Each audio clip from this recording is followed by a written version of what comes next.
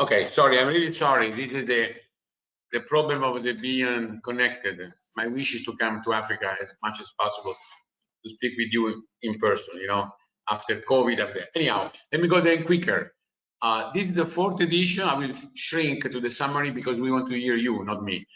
We are very proud to have the fourth edition. I want to thank the European Investment Bank. I want to thank Enel Green Power. I want to thank also United Electric for the first time is among the judge. And today we selected with much difficulty 7 innovative practical solutions. You are in front of me, and you may know that we have been receiving more than 100 projects proposal from 20 African countries. So really a success story. I know this is a drop in the ocean of a young, innovative Africa. At least we show the way to go.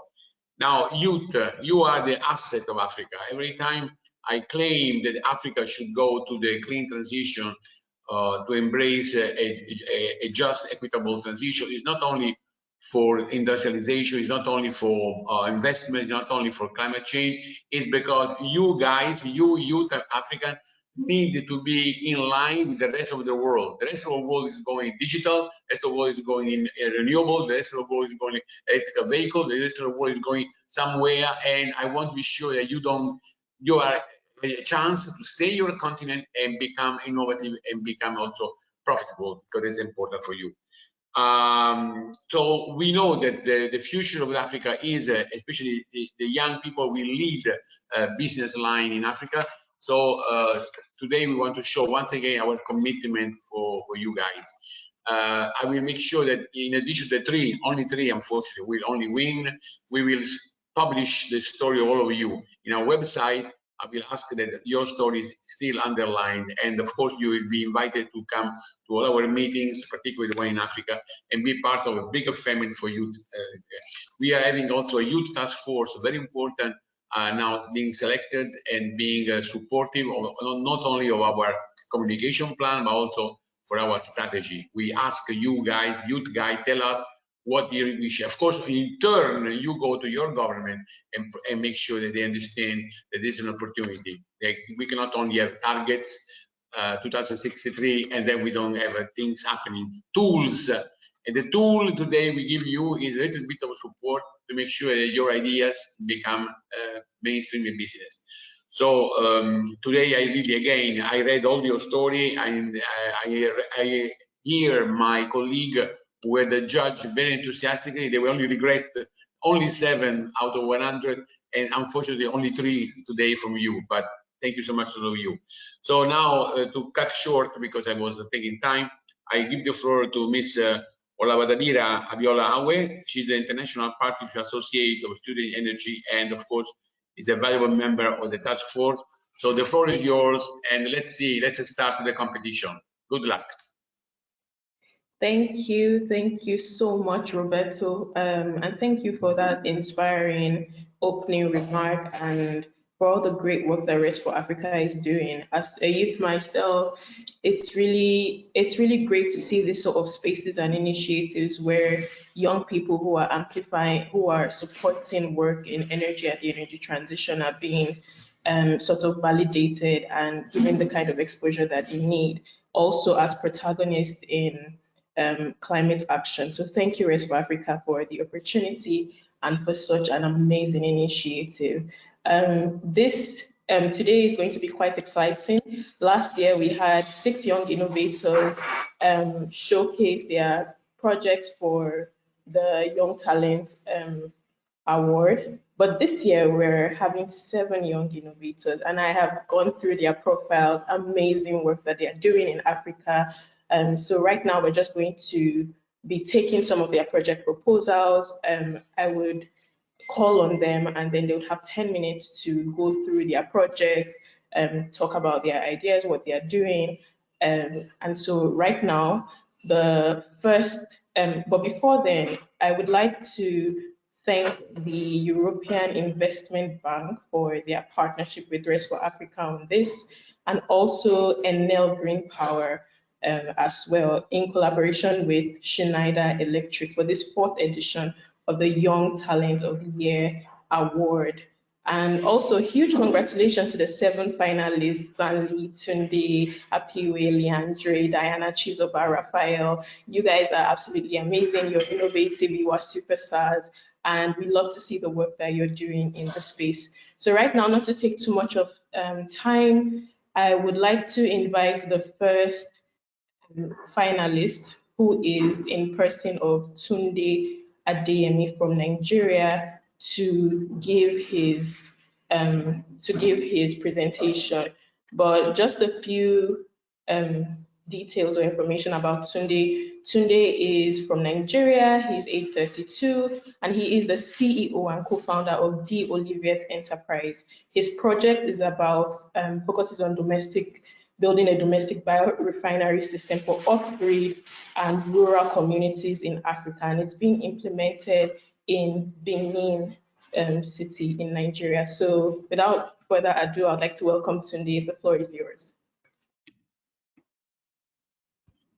And you have 10 minutes. All right. Good morning, everyone. Good morning. How do I see my pitch deck?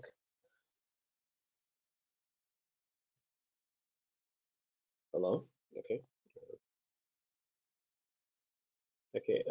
My name is Tunde Adeyemi. I am the CEO and one of the co-founders of the Olivet Global Enterprise. My organization is accelerating the advent of domestic digestive systems to help rural and off-grid, as well as agrarian communities, turn organic waste into clean energy. Um, One of our products is called the kitchen box, which turns any type of organic waste and makes it circular.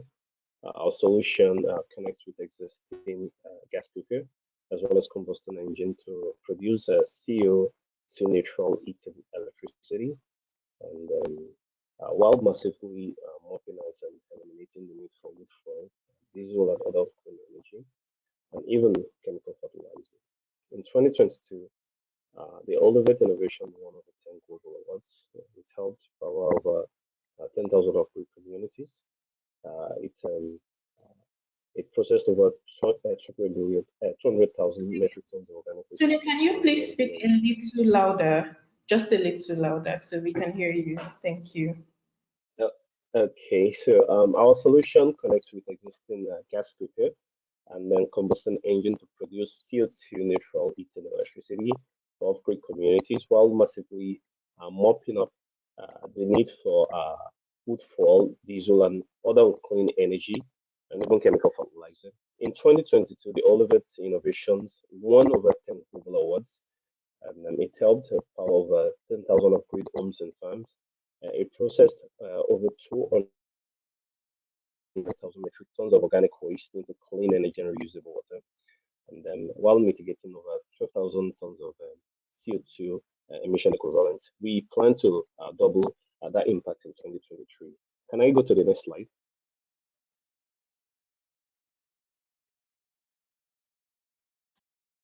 Next slide, please. Okay, so first, let me tell you the story behind the organization. Some years ago, I was part of a research team. We were collecting data to help determine the reason for widespread poverty and suffering in Africa. And then we visited a lot of rural communities and collected a lot of comprehensive data. And then we discovered one key root problem, which is energy poverty. We realized that because of energy poverty, about 1 billion trees are cut down in Nigeria annually for energy. And then also because of energy poverty, we have a lot of food waste and environmental pollution. And according to the World Health Organization, 100,000 rural women and children die annually from firewood stove smoke inhalation. About 400,000 has been projected to die annually in Africa. So we wanted to do something about this. So as you can see, the Olivet was actually born out of research. Can I go to the next slide?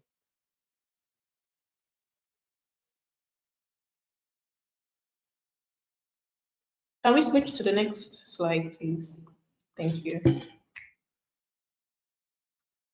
So we did a lot of research and we discovered that countries like the United States of America, Germany, UK, as well as Canada, use what we call biodigester technologies. They use this technology to process about 200 millimeter tons of organic waste annually, and they generate 16 gigawatts of electricity from this same technology while producing fertilizer, which they import to Africa from it. But the technology has a drawback. It is very expensive. It is very massive. It requires about 10 acres of land, and it is very complex to operate. So we actually came up with a domestic form of it, which cost about $99, and which is how much more easy to use, and requires just about maybe 4 by 4 feet. Can I go, next slide, please?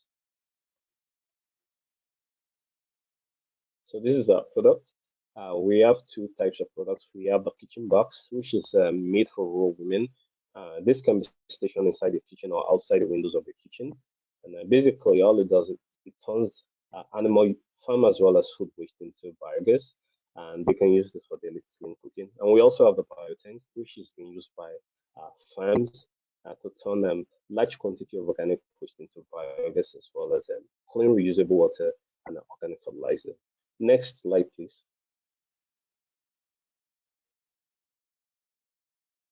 Our innovation works in a very simple way. Basically, all it requires is any type of biodegradable waste. It goes inside it, and this is broken down into two items. The first is biogas, which is held inside a biogas holder bag that we supply with our products. And then the biogas can actually be burnt with combustion engine to generate clean electricity and can also be burned with any type of gas cooker to generate heat. And the byproducts are organic fertilizer, which can be used as fertilizers and on farm. And next slide, please.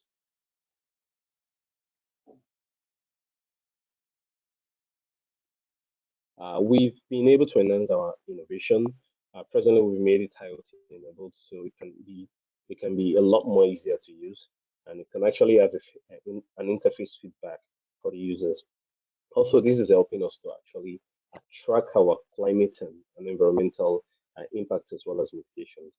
Next slide, please.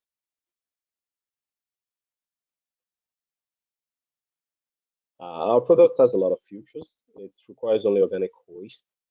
It doesn't use electricity. You just need to pour organic waste inside and it starts functioning. The kitchen box and the biotank has the world's fastest anaerobic process. It starts functioning within 8 hours once you feed it with organic waste. And it can also power what we call biogas bulbs. We have these bulbs are sold for as low as 5 to 6 cents all over Africa. And you should know that biogas burns at almost twice the speed of the normal gas we use in our homes. So it's a lot more efficient, and we can also use it to generate electricity. And simply because we're serving underserved communities and extremely poor people, so we've actually been we created our BMPM payment model, which customer can actually buy and pay later. So they have a grace of paying within 12 months. And our innovation is also IoT enabled, and the product comes with 5 years warranty, and customers can also buy extended warranty. And all our products come with an inflatable biogas bags. Next slide.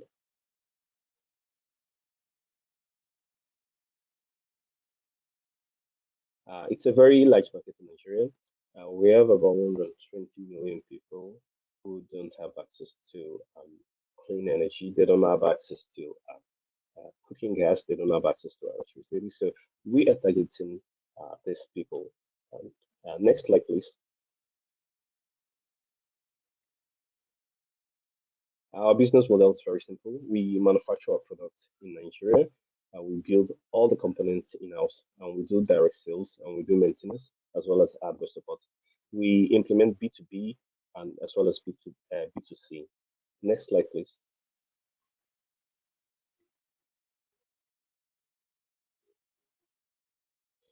We have competitions. Our competitions are majorly international companies. We have Avinam. Avinam is an Indian company. I've worked in Avinam in the past. They build dome digester systems. Dome digester systems are built from concrete and steel, and it's an old school and old-fashioned type of digestive system. It requires months to build, and sometimes during rainy season it collapses. and it costs about $15,000 in a. And we also have another company called Umoko. It's a Chinese company.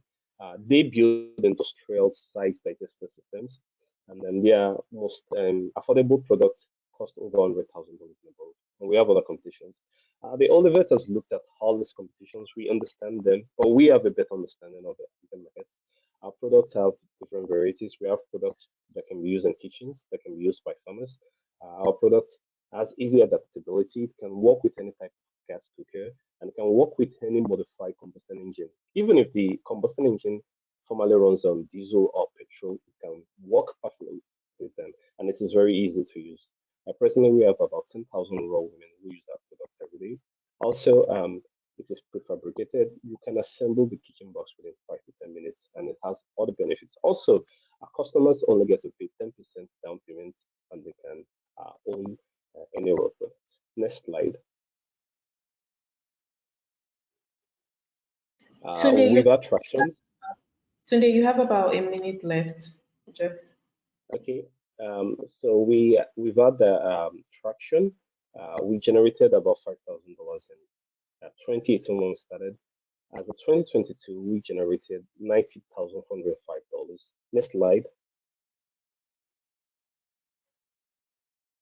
We are encouraging the SDGs such as 15, 14, 13, 7, and 2.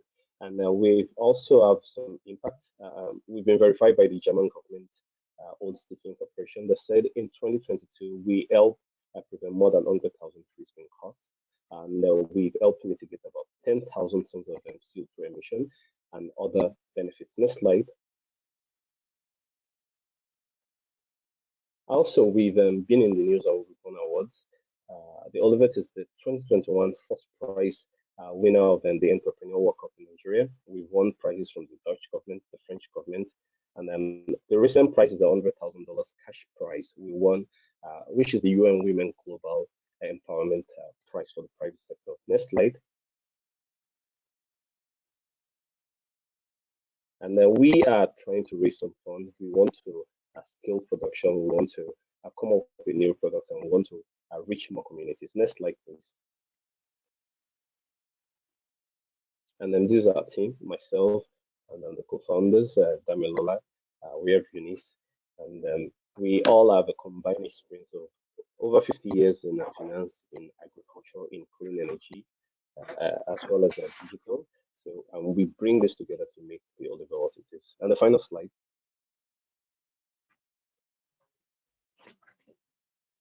Next slide, please. Okay, so these are our partners. So we've worked with different global partners. We presently are in a company called Integral Capital. We are going to be starting operations in Argentina in 2023. We believe with your partnership, we can reach more communities in Africa. We can expand into more regions in Africa as well as Europe. Thank you very much. thank you so much. That was Tunde, who is developing a domestic biorefinery system for off-grid and rural communities in Africa. Amazing work, well done. Next, would be going to our next finalist, also from Nigeria. His name is Stanley Anibogo.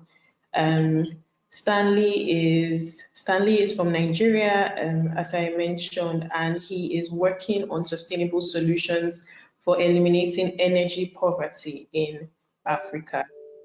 He works with an organization called LightEd, and LightEd aims to alleviate electricity poverty by combining sustainable solar energy solutions with waste recycling, embodying innovation and a circular economy approach. So without much further ado, I'd like to welcome Stanley for his Sorry, Olua. Sorry, I just wanted to ask a quick question to the previous presenter. Just one question, just for clarity's sake. Okay, please go ahead.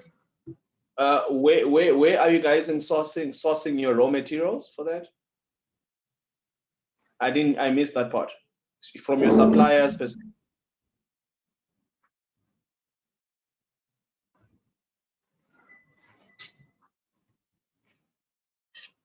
It's fine. It's a question that we probably will ask towards the end that they need to keep in mind. Okay, cool. Okay, We'll come back to it at the end of the presentation, just in case Tunde did not hear. Go, Stanley. Awesome. Can you hear me? Yes, we can hear you perfectly. Thank you very much. Hello everyone. My name is Stanley Animborg, and today I'm here to share a story that has brought communities together and empowered them and lighted up a lot of communities. But the lighted story started with my story. Next slide. My story of my childhood, I spent 11 years of my life using candles and kerosene lamps. Currently at the moment, I do not use body spray because of the allergic fumes, but I still smell good, by the way. The truth is, access to clean and affordable energy in Africa is an undermined story because it cuts deep within different sectors. Next slide. But not only about the sectors it cuts deep into, it's about the lives it cuts deep into. I met Victor, a primary school student, who is asthmatic, but he's still forced to use candles and kerosene lamps. The word forced is because Victor literally has no other solution, or he has no other choice but to use these candles and kerosene lamps to study. The health issues from and implications from using candles and kerosene lamps leads to lung cancer and so many other potential respiratory diseases. Kanenanato is a school principal that spends up to $10,000 to $15,000 annually just on petrol generators and spends $2,000 on maintenance. And the truth behind this is it affects the educational system as well because the school fees rise. And currently in Nigeria, the spike of the cost of petroleum is increasing rapidly daily. And this is increasing the cost of school fees and a lot of things. Antipati is a business owner that has lost her business twice due to fire costs from the candles and kerosene lamps she's using to light up her store. Next slide. The struggle is very real and it affects the health, education, safety, and productivity of 759 million Africans, according to the World Bank. This means when the sun goes down in Africa, it's a period of no hope. It's a period of sadness, depression for a lot of people. Imagine if you're asked to use a lighter to study at night. How would that feel? 5 million Nigerians live without electricity. Even the remaining 119 plus Nigerians that have electricity, it's not even stable. Next slide. Sure. I started my journey 7 years ago with one mission to provide people access to rapid innovations. And whatever we did and whatever I did throughout this journey, it was around designing solutions that are people-centered, solutions that connect to the African heritage, solutions that empower Africans, solutions by Africans, for Africans, through Africans. Next slide. We found out that we could illuminate lives using circular economy, not just as a medium for sustainability or climate change adaptation and mitigation, but also as a way to find cheaper and available materials that could work better in designing and building solutions locally in Nigeria. Next slide. Our solutions are very simple. We have a very wide range of solutions. These are our top 3 solutions that are currently in the market, and we are currently developing other solutions. Our solar home system is a portable solar box that provides people access to energy and can charge laptops, power TVs, comes in different range of power depending on what the customer needs. The lamps, our solar lamps, are made from recycled plastic bottles, and our users can build the lamp themselves because it's made as like a Lego set, and that makes it really fun for the users to build it themselves and feel part of the design process. Our charging station allows users to charge their products outside, and the reason why we designed this charging station is for users that can't even afford to buy the product, users that can't even afford to buy our big systems, for them to pay just 5 cents to charge their systems or their phones in our smaller boxes that is stationed outside. Our design process and methodology is focused around repurposed materials, clean and affordable energy, and our core factor is local production. We build for families, students, refugees, and small businesses. Next slide. Our technology and innovation process is very simple. We have a material procurement that must incorporate 30% recycled materials, and we recycle these materials from local recycling spots and local recyclers that are our partners. We process and we do quality control, production, testing, but everything around what we do, at the core of what we do is electronic waste. We use lithium-ion batteries that are recycled from second-hand laptops. As you can see in the photo, that is one section of our production space in Nigeria. And we make sure that our production process is 100% powered by solar. Our production space is, we don't use any grid energy, we don't use any generator energy, everything is solar powered. Next slide. Our business model is broken down into three processes. Our direct sales for customers that can pay off the shelf once for our product. The pay-as-you-go model, as you can see, the man there is putting in a code. That pay-as-you-go system was designed by us locally in Nigeria. We designed that and built that into a system that allows our users to pay a monthly installment for a period of 12 months to use our products. And we also have users that pay 5% cost just for a longer period of time in order to be able to afford the product. The charge-as-you-go allows users that do not have the ability to afford any of our bigger systems to acquire our lamps for free, which we receive funding from partners to provide for these communities. But after just charging 4 times with 12 hours availability of electricity, they have been able to pay for the lanterns that we provided for them. And anything that happens in their lifetime using that charging station is SS or plus turnover for us. Next slide.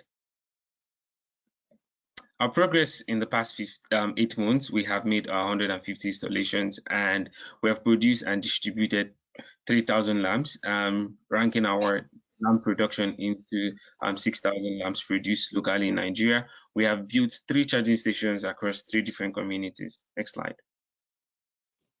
Our business metrics, we have been able to raise $60,000 in funding, 5% personal funding, and 95% of that has been grants. We have been able to raise in the past 12 months $11,000 in sales. 70% of that is direct sales, 20% from the pay-as-you-go, and 10% or around 10% is from the charging stations. Our employees and agents and partners are from different diverse communities that build up the Lighted family and community. Next slide.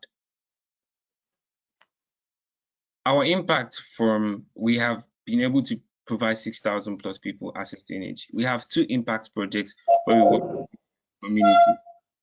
The Lighted Kids project is a kids project where we work with schools to train young Africans to believe in their ability to impact in the renewable energy space. And this is done through workshops where we work with kids and secondary school students in order to help them understand how renewable energy works, how to design and build their own renewable energy solutions. And amazingly, we have had students that have designed their own solutions and gone forward to win global opportunities.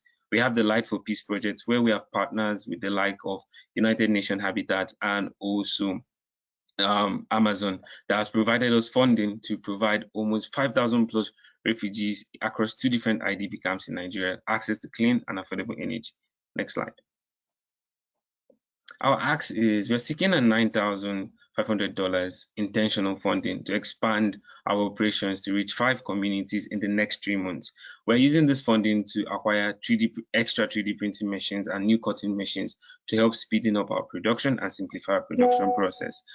Expand our marketing and budget by $1,000 to reach more users that can buy our products from direct sales, and building 5 more charging stations, which just cost us $900 per charging station to build, that will help us expand in different communities. We're looking for mentorship and expertise to help us reduce our costs by 10% and also increase our distribution reach across different communities. Next slide.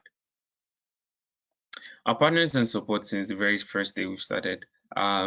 There are really amazing organizations and global organizations and local organizations that has helped us in our journey so far, and we are looking forward to adding your organization into our support system in order to help us grow and creating a world of no more dark rooms. Next slide. Our team is a very diverse team that spans across different communities, different continents. My name is Stanley Anibok, the founder, and I'm a dedicated innovator. Yuli Park is an accomplished software engineer at Meta, and she has ample experience in financial management and strategic planning and fundraising. Stanley Ome is one of the most skilled innovators and engineers in recycling and clean energy development that I do know. And our team spans across Bangladesh, India, and different other countries. This allows us to have a global but yet local perspective in the way we design and build our solutions at Lighted. Next slide. We're a team of young people, passionate innovators about what we do. At Lighted, we have a methodology that we use. Whenever we work on any solution and it doesn't work, we always remind ourselves we have to get things done. So at Lighted, we are young, passionate innovators and we get things done. Next slide. Lighted is not just a company, it's not just an organization, it's not just it's a movement, it's a light before the end of the tunnel. And we believe that with Lighted, we can empower communities. And we believe with your organization standing behind us, we can light up the world one community at a time. Join us in our mission and vision of creating a world in Africa of no more dark rooms for Africans, by Africans, through Africans, designing innovative solutions that cuts across sectors. Thank you very much. My name is Stanley. Amazing, amazing. Well done, Stanley. That was a beautiful pitch from Stanley and Nivogu. You heard him. He said Lighted is not just an organization, it is a movement. Just some information. We will have some time for questions and answers for the different finalists, but we'll put that together at the end of all of the presentations. So please, to our amazing judges and evaluators, we'll have time for the questions at the end of all the presentations. So right now I'll be inviting our very next finalist. His name is Leandre Berwa. He is 28 years old and he is from Rwanda. Leandre is working on circular economy for batteries, and he is using Leandre is using batteries as a service, using retired batteries for a greener and circular economy, and he works with an organization called SLS Energy. Without further ado, I would be giving Leandre the floor right now. You have 10 minutes. Thank you so much, Dabira. Can I confirm if you can hear me well? Amazing. Hi, everyone. I'm so excited to be here. I'm Leandre. I'm a co-founder and the CEO of SLS Energy. And I think I'm preaching to the choir here when I say that the whole world is turning to renewable energy and electric mobility as essential solutions to climate change, and of course, Africa included.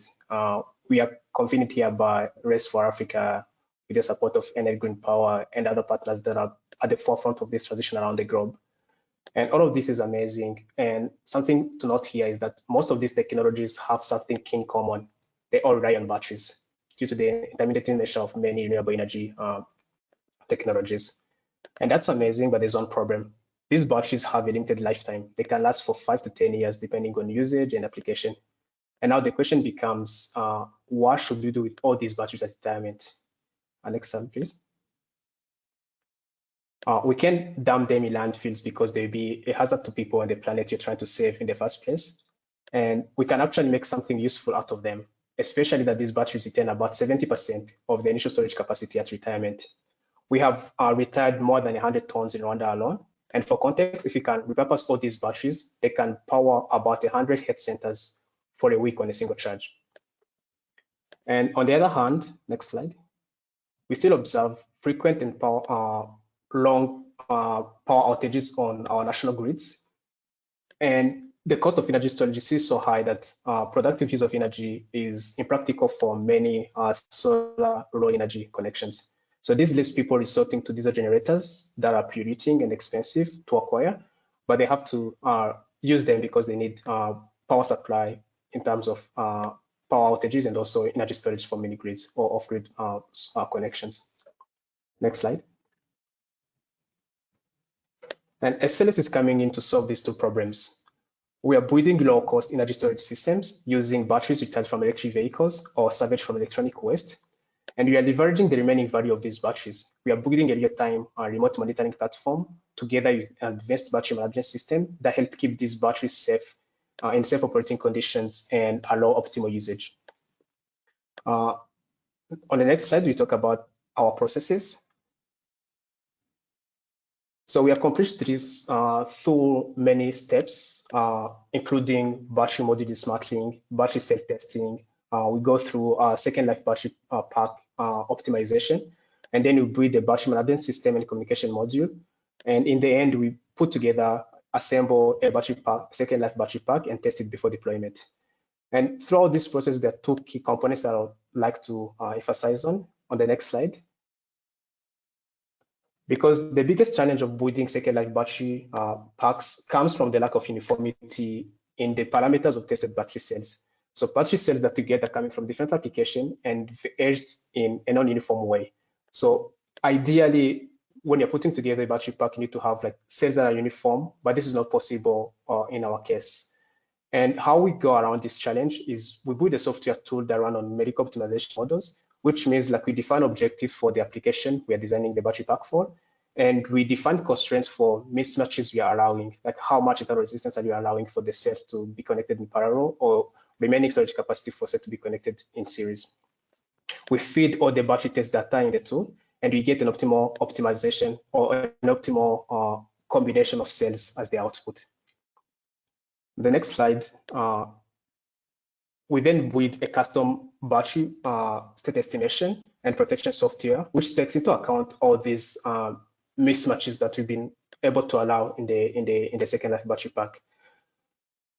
This is due that if you don't take into account this, we have to take very conservative decision in terms of protecting the battery pack, or we'll be underutilizing the batteries with regard to their available capacity in the cells that are building up the pack. Visibility is another key component of our solution. We need to monitor the performance of each battery cell throughout our based cloud system. So the monitoring platform will also enable our battery as a service business model, which I'll talk about extensively later on. On the next slide, we see our potential market segments. So there are many potential applications for our batteries, starting from telecommunication towers, commercial buildings, industries. And we can also provide our batteries to residences and mini grids through our solar energy company as partners. On the next slide, we talk about our beachhead market.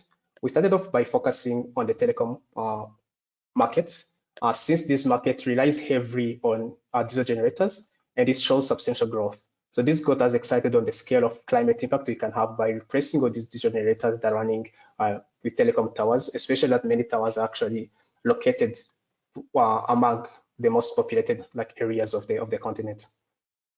In the telecom market industry in Rwanda, we count more than 1,000 towers whose electricity backup component is valued to more than $13 million. And the East African market is valued to close to $300 million, and the African market is valued at $3.8 billion. And this market shows a 4.7 yearly growth. We are currently also working towards mini-grid projects to expand the scale and scope of our impact. On the next slide, in terms of business model, we get our batteries from e-waste companies. These are companies that collect electronic waste from many players. And then we repurpose these batteries into second life battery packs. And then we provide them as a service to telecom towers and mini grids, as I mentioned. And this means that we are not selling the battery packs for them to own, while we're rather charging for available power backup capacity at their site. This is crucial because by keeping ownership of the batteries, we are able to move or cycle cells around in different systems and deploy them where they most fit in their cycle life. And this can help us drain out like the usable capacity of a cell until it reaches its true end of life, instead of throwing away batteries just because they're not fit in the initial battery pack they've been designed for. In terms of value proposition on the next slide, everyone benefits across our supply chain. The e-waste company avoids the cost of sending out these batteries for recycling. They are supposed to export these batteries for recycling. And instead, we offer them a new revenue stream. And then for the telecom tower companies that were spending more than $6,000 per year to buy and operate the generators can only spend less than $4,000 per year with their batteries. That's a 43% cost saving every year. And this is possible due to our service model that help them avoid the high upfront cost of acquiring generators. And our batteries don't need fuel or frequent oil change or maintenance like diesel generators do. In terms of competition, We are competing with diesel generators, as been referring to, and other types of batteries. Our advantage over these solutions is our service model, which gives cost competitiveness and offer cash flow flexibility to our users. We also help our customers achieve environmental sustainability or environmental responsibility goals and regulatory compliance. Comparing to other lead-acid batteries, our lithium-ion-based solution can offer faster charging times. They are more efficient and they are also maintenance-free. In terms of traction, we are already selling our solution to telecom market in Rwanda, and we have a pilot project for mini grids in Nigeria. We have established partnerships with local electric mobility companies with signed MOUs, and this is in the goal of ensuring a reliable and predictable supply of retired batteries. On the next slide, talking about impact, we are very excited about the climate and economic and social impact of our solution.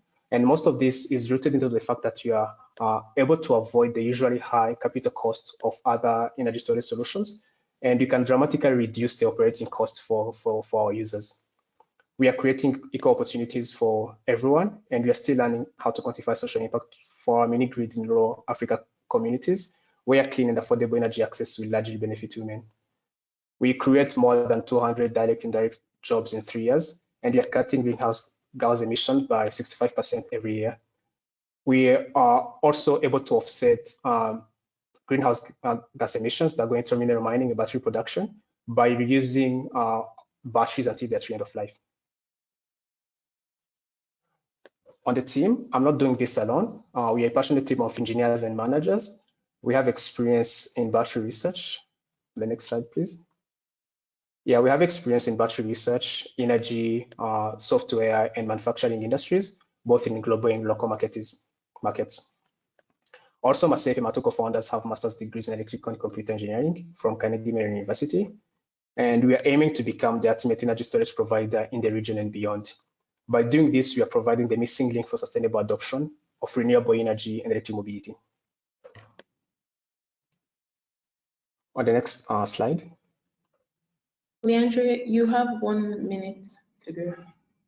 Yeah, sure. Thanks for the reminder. So we definitely need more funding than this, but for this specific award, we're excited about the possibility of using this award to proof test our product and increase our production and operation capabilities. The amount will be spent on production, equipment, materials, and operations. On the appendix, I would like to mention that we're not only thinking about second life battery solutions. On the next slide, we are also trying to put in place a recycling facility for when batteries we are using second life applications reach their true end of life. We are working with the National Council for Science and Technology in Rwanda and researchers from MIT and World Resources Institute in this effort. Thank you so much for your time and attention. On the next slide, you can see how to reach us in case you're interested in continuing the conversation with us. Thank you so much again.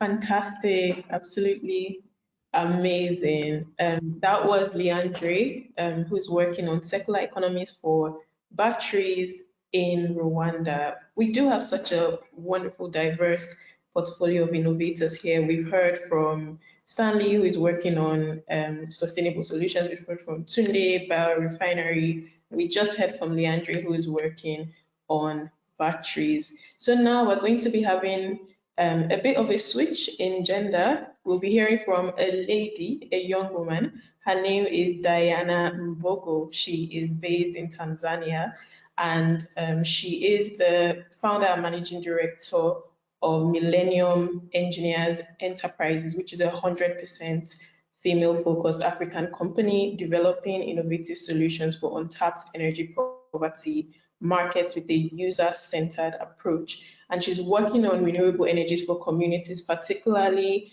sardine fishing industry, Lake Victoria. So I'm going to give Diana the floor to share about her project and to give us a presentation. Diana, you have 10 minutes. Thank you very much. Good afternoon. It's still afternoon on our side. As earlier introduced, thank you very much. My name is Ms. Diana Mbogo. I am the founder and managing director of Millennium Engineers Enterprises Limited.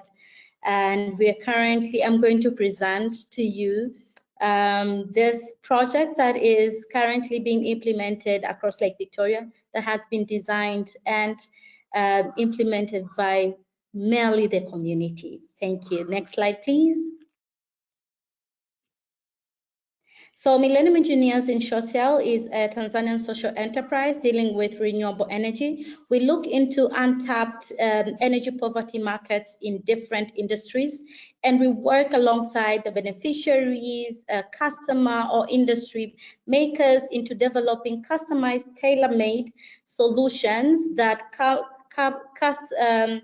that solves the energy poverty issues, cost effectiveness, environment, but also considering policy issues alongside it.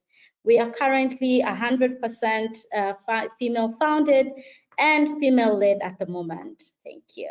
Next slide, please. So we've worked across different industries, including the telecommunication industry, hotels, municipality over the past 7 years. But just over the past 3 years, we've entirely focused across the sardine fishing industry in Lake Victoria. Lake Victoria is considered the second largest lake in the world, but it provides also food and jobs for over 4 million people. But this industry is also very much hampered by 2 areas in terms of energy poverty. Sardines are usually fished during the night. So at night, fishermen go out to fish. They use the lamps set out on wooden flotillas. The predominant used solutions include pressurized kerosene night fishing lamps that have caused a lot of CO2 emissions, but have gone further into bringing about explosion issues and death towards these fishermen. And the other solution also is LED lead acid batteries powered lamps that are causing a lot of marine contamination because the lamps are highly disposed into the lake. And all these lightning solutions are further attached to wooden flotillas, causing more deforestation across the region. You can imagine all the work that is already going into the fishing activities, and then it is further hampered during the processing and the harvest. So early in the morning, when the fishermen return onto the shores of the lake, the women rush towards the boats and they carry out the sardines, and then they go out to process them. They process them by drying off on open land spaces on the ground. It's quite tasty, I would assure you. But if I showed you how it's processed, that will be another issue. So it's dried up on open land spaces or on elevated rack systems that cause up to 70% of post-harvest losses during rainy seasons. And the 30% that remains is not used for human consumption, but actually animal feeds. So there's a huge post-harvest issue in food security in the area. So even with all this, fishing is still considered a very male-dominant activity, such as energy sector as well. And women are usually involved in the low-income activities such as processing and drying, frying, and washing of the fish that have a huge economic barrier in terms of their earning comparative to their male counterparts, the fishers.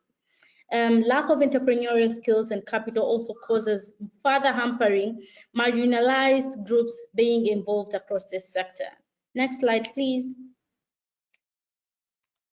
So after understanding this problem, we've worked tirelessly with them for the past 3 years into designing the first user-centered solar fishing lamps that are co-designed alongside the fishers of Lake Victoria. They're waterproof to increase efficiency. They have an anti-theft mechanism that allows the fishermen to be able to track and lock their lighting solutions while they're fishing to reduce pirating and theft. They have a lighting efficiency of 12 hours. They are certified by Lighting Global. And lastly, they are attached to reusable flotillas that are made from recycled plastic bottles that are commonly available in the communities as well. After understanding and working with them to design the solution, they prompted us to work further now into the processing part in order to continue increasing the revenue and the value of sardine across the industry and market as well. So we worked alongside the local women in the area to design the first sub-Saharan Africa solar dryers for fish that allow inland drying requires less 70% land space for drying, of which our drying facilities dry 1.2 tons of sardine in any given day. They increase the life cycle of those sardines into 1 year. Actually, the sardines that come out are usually straight, lean, have higher content in terms of nutrients, and they have silver color, and that's why we call it the silver color of Lake Victoria. And furthermore, our customers, meaning the fish, local women traders across the area, and a premium quality price for their harvest, because then they use up less 4 to 8 hours of drying cycle as well. But working in these communities, we had to understand that we had to go further into empowering these local women through community engagement workshops to work with the community to understand that the impact women have across in terms of climate adaptation technology and methods, to help them now have entrepreneur and financial literacy skills in order to kickstart their own entrepreneur in their own small businesses across sardine trading. And also, we've been able to hire 25 women in the same pool so as to work with them in our industrial spaces. We currently have 2 industries with 5 drying facilities in total. Next slide, please. So in terms of business impact, we've been the lightning solution saves 30% in terms of operational costs for the fishermen and boat owners. And with the supply of 1,000 solar night fishing lamps, we've been able to impact 625 people directly, meaning the fishers and the boat owners. And then the flotillas are durable and cost effective, lasting up to 5 years guarantee. And the drying facilities have been able to increase the market value of sardines in the area because of stability in terms of market price during rainy seasons and dry seasons as well.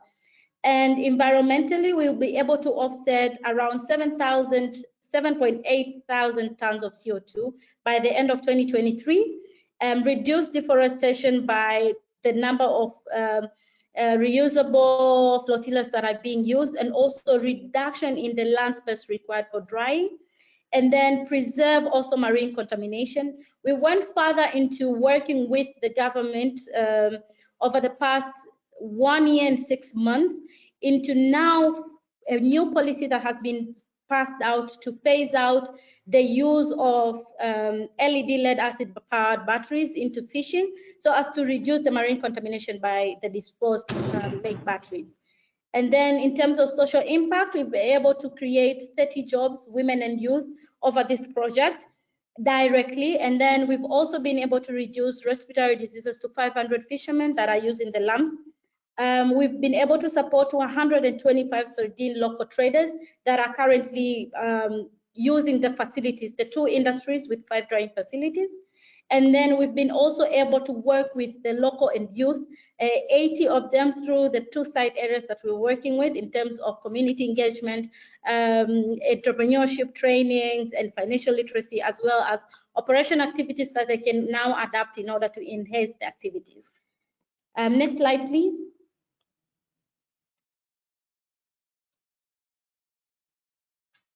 Next slide, please. Okay, yes.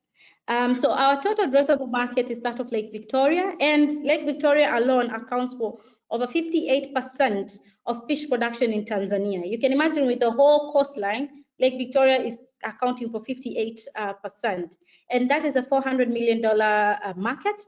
Our serviceable market is that of Lake Victoria, where there is a need of 280,000 lambs for night fishing. And there is, in a year, we produce 48,000 tons of sardines in this region. And our market share currently, with supply of 1,000 fishing lambs every year and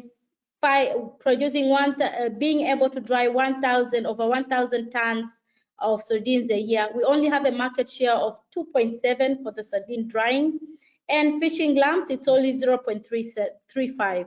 You can imagine how much work there still needs. So I am inviting all partners and stakeholders to join us. And we're happy to teach and replicate this project across the region, because the market is really huge, and we are currently just touching base. Next slide, please.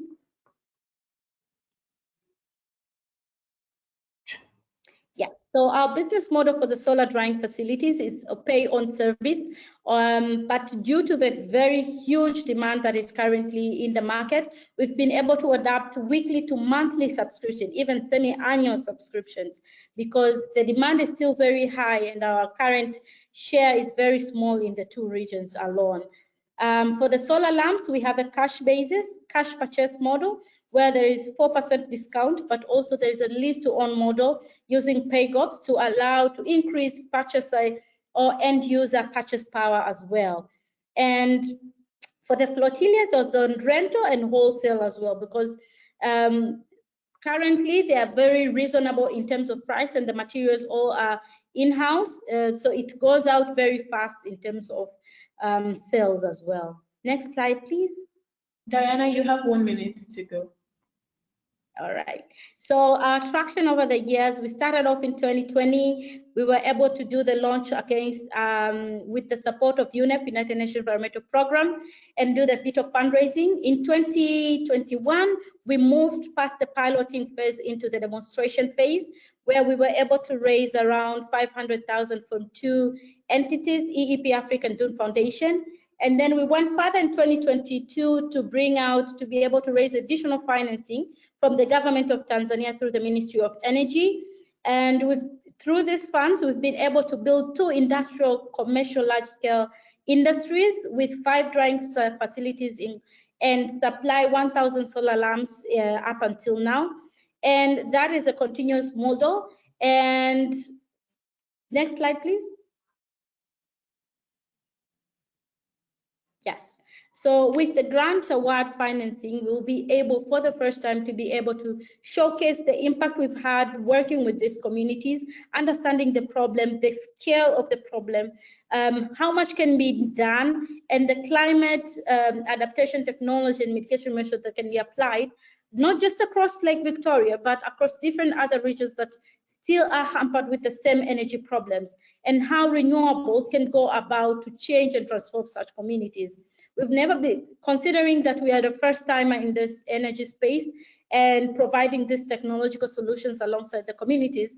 We think it's viable time now to showcase what we've been able to do, accomplish, but also how these communities can be able to transform not just their communities, but also a nation at wide.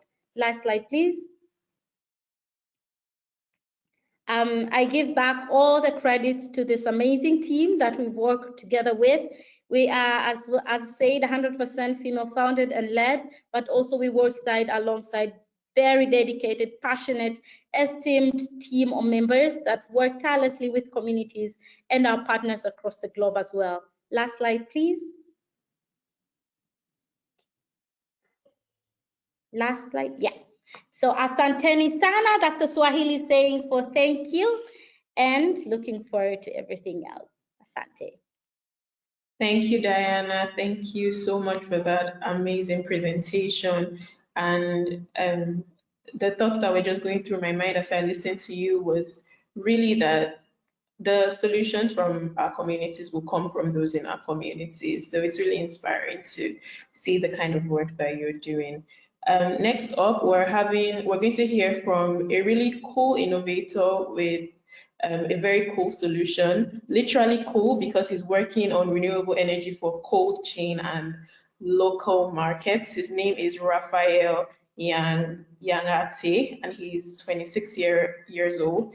He is the co-founder and CEO of Solar Kilmo Solutions Ltd, and they address key gaps in aggregation, cold chain access, logistics, and market linkage.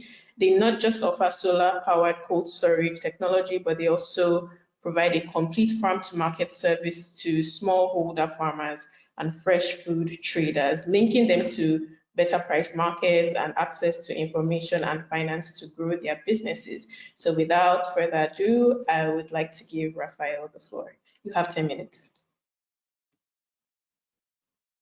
Thank you for that wonderful introduction. I've been really enjoying listening to the wonderful pictures.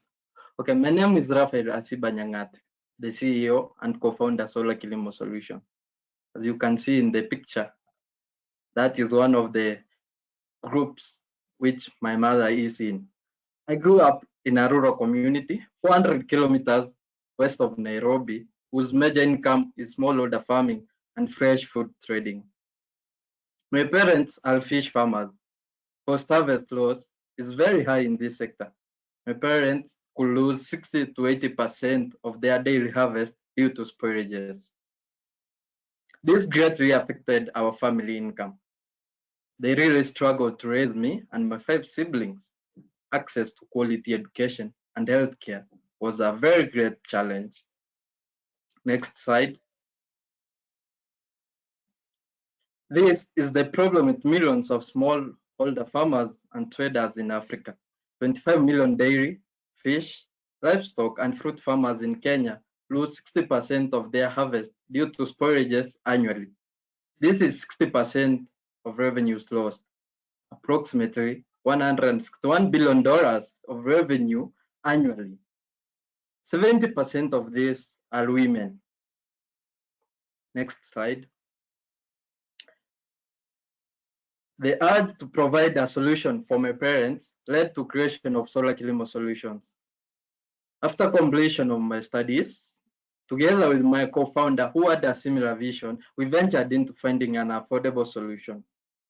We provide locally made, affordable, and mobile solar freezers and cold units for dairy, fish, and livestock women traders and farmers. Through our rural solar-powered kiosks, which are equipped with solar freezers or cold units, women preserve and sell produce. Located in underserved areas and managed by local women groups, the kiosks also act as a last-mile distribution point that offers solar cold storage, solar-powered cookstoves, and lighting appliances on a pay-as-you-go basis. Next slide, please. $500 million revenue is lost annually in dairy, fish, livestock, and fruit farming in Kenya due to shortages. $150 million revenue is lost in dairy and fishing sectors, which we are currently serving. Next slide.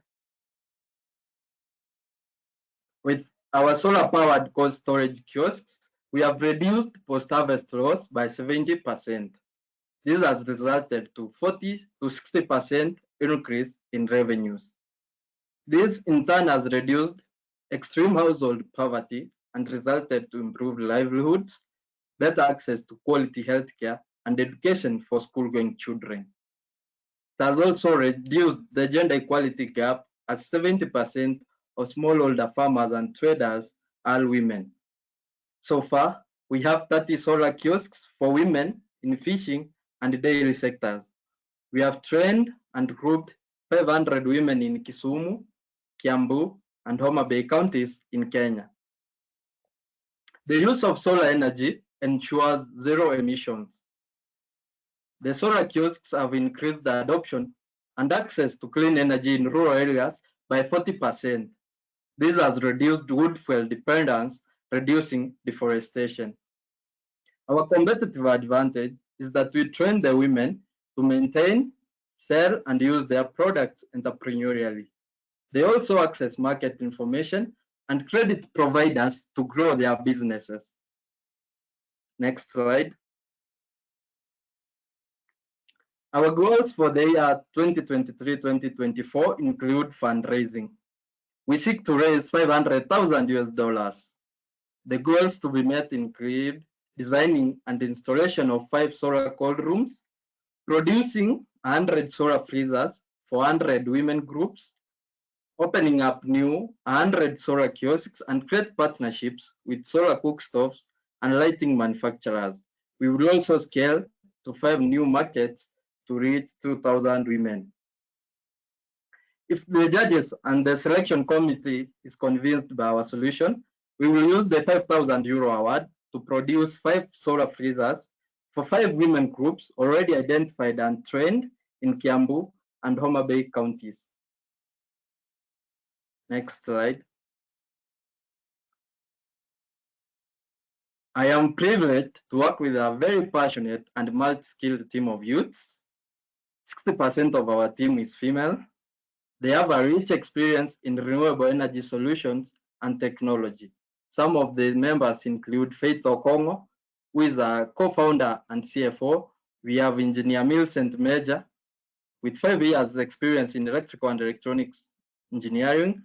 And we have Engineer Bruno Gage, who is a mechanical engineer with 7 years of experience. We are also backed by a team of advisors led by Mr. Victor Ndiege of Kenya Climate Ventures, a renowned renewable energy expert in Kenya. We also have Mr. Philip Punga from the Kenya Climate Innovation Center, and we also have Vijay Velusamy from the Manchester Metropolitan University. Next slide. So far, we have partners who have provided us with training, capital, and mentorship to provide our solution to rural women in Kenya. Some of them include Startup Energy and the Kenya Climate Innovation Center. Next slide. I invite all of you to join us in advancing renewable energy solutions in rural areas, ensuring women economic empowerment, managing post-harvest storage, and access to clean energy solutions, especially for rural households. Thank you and welcome all.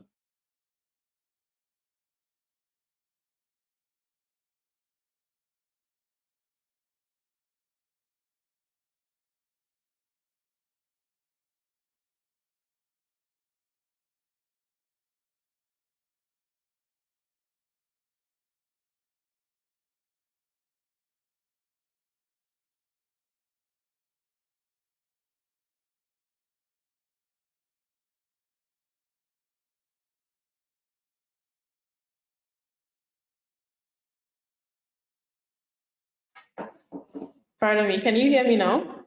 Perfect. Thank you so much, Raphael, for that beautiful presentation, a very innovative. Also love the work that you're doing in the community and with energy transition in your country. So next we'll be going to Chizoba Charity in Nzeako. She's a young woman working in Nigeria. Also brings a bit of a twist to today's portfolio of projects. She's working on IoT, that's blockchain technology for renewable energy efficiency, very cool. And she is the founder and CEO of an organization called Climate Technology Solutions. They provide a blockchain assisted intelligent energy management system software that monitors and protects energy usage to balance the consumption and distribution of renewable energy. So right now I'm giving Chizoba the floor to share her presentation. Chizoba, you have 10 minutes. Thank you.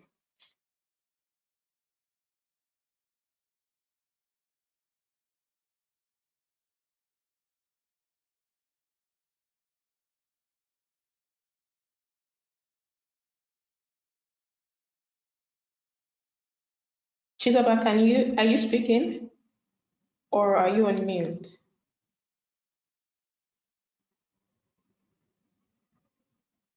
Sorry, can you hear me now? Yes, we can hear you perfectly.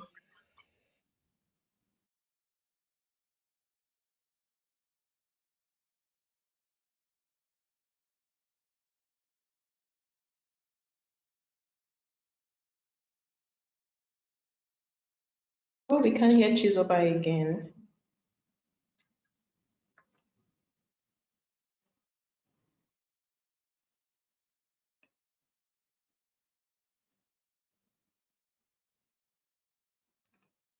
My name is Chizoba. Can you hear me now? Yes, we can hear you now. Very much. Apologies for the inconvenience.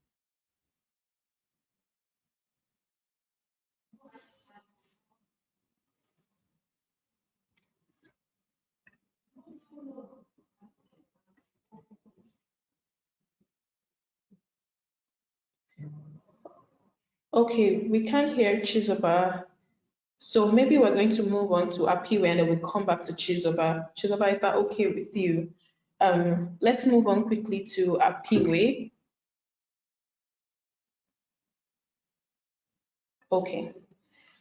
So the next finalist is Apiwe Sogiba. He is from Sogiba. Thank you. He's from South Africa and he's 27 years old. Apiwe is working on a solar chlorinator, very cool as well. And his project idea is a solution. The solution is a water and wastewater treatment technology, which uses the sun's energy to transform salt into usable chlorine by means of electrolysis. So I'm going to invite Apiwe to the floor to share about this innovative solution. Apiwe, you have 10 minutes. Thank you for having me. My name is Apiwe Sogiba, and today I'll be taking you through our product, which is solar chlorinator. Most people know this product as they use solar chlorinator products to clean their swimming pools when it has algal bloom. So me and my friends decided to do this product so that we can use it to clean water and wastewater at a large scale. So S stands for Spamandla, B stands for Bongani, and A stands for Apiwe. So we formed this company to produce this product and other solar-related products. Next. Next. So this is the team behind the innovative idea, with me as a hydrologist specializing in water and wastewater treatment, and my other colleague is Spamandla Mchelegiso, who was more involved in the marketing of our product. But he has a Bachelor of Engineering in Electrical, and Mr. Bongani Shabalala, he also has a Bachelor of Engineering in Electrical, and he was more involved in programming because he's specializing in programming. Next slide, please. So our motive is to implement renewable energy technologies in water and wastewater treatment plants through innovation and development of solar chlorinator as a product, so that we can use it to disinfect water after cleaning it. And we're striving to deliver this technologically engineered solution that will cater to our customers with good quality of treated water, following one of the South African national standards manuals, and to treat this water in a safe and efficient manner, following one of the UN Sustainable Goals, which is goal number 6, which is clean water and sanitation. As we know that around 2 billion people around the world, they lack access to clean water. Next slide, please. So let's take it back to where the problem started. So most of water treatment plants in South Africa, they're in the verge of closing because they lack access to electricity. So due to great, so they are about to close. So that's why South Africa is implementing new renewable energy technologies, such as using hydropower, wind power to power the plants. So the problem now, after cleaning the water, there's still a problem. Before the water can be transported to people, it needs to be disinfected. And there's other problems where there's chlorine backlog and delays from the suppliers. So now the water is unable to be pumped to the reservoir up until to the household. So that's why we came with this solution to disinfect the water so that it can be clean, can be free of bacteria, viruses, microorganisms, and disease before it can be distributed to people. Next slide, please.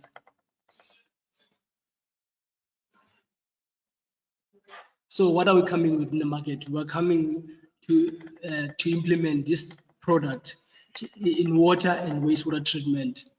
In water, we're going to treat the water in a way that it can be consumable by humans. In wastewater, after following some processes, treating the water, let it rest for a few days, the water is going to go back to the stream again. It's going to be transported back to the river. Before the water can be discharged back to the river, it needs to be disinfected. That's where we're going to implement our product. As you can see there, I try to bring a picture of a water treatment plant because most people have never been to a water treatment plant.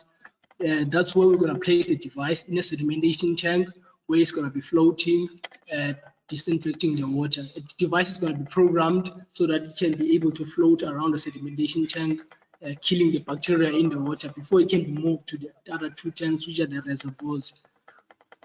Next slide, please. So this is the product. We use Fusion 360 3D software to design it, to show some of the components that we're coming with. As you can see, it will have an electrolytic cell. That's where the magic happens. The salt, when it is poured in the sedimentation tank through dispensation, it will go through the electrolytic cell, where the electric cell will go in the inlet and produce water that has chlorine, so that it can be able to disinfect. And it's also going to have a multi-parameter that is going to help us to give us real-time data, because in the water treatment plants right now, the SCADA systems can only tell us what is the level of water in the reservoir, what is the level of water in the dam. So now we want to know what is the level of chlorine in the sedimentation tank before we transport the water, what is the level of pH, all the elements that we test before giving people water. So we're coming with all those nice features. Next slide, please. So the device is 100% solar powered, depends on solar energy, and it's also going to have a small lithium battery inside it that will power the device during sunny or cloudy days, so that the device can be able to operate 24 hours. So the device is also going to have a propeller so that it can float around its sedimentation tank, so that it cannot be stuck in one place. And it's also going to have a flock remover, because in a plant, there are some particles that are unwanted that should be removed after the film filter band. So after the water has been filtered, there's some particles that are left. So this device is going to filter everything so that we can get finest purified water. Next slide, please. Our target customers are mainly water boards in South Africa, companies that are focusing on treating water. So Bloom Water and Run Water are main water utility companies in South Africa. Run Water is located in Johannesburg in South Africa, the capital city. So that's where I was doing my practicals before I graduated for my BSc. So the plant controller, the superintendent, and the managers were happy with this idea, and they gave us access to come and test the product for pilot testing. And we're going to operate with them using business to business mode. Next slide, please. Our competition are mainly small companies that are selling salt chlorinators to treat their swimming pools, but for us, we are treating water at a large scale. So this table shows some of their features and some of the features that we came with. As you can see that we have all the features. We're also going to have a microcontroller and battery storage so that the device can be able to operate at night. Next slide, please.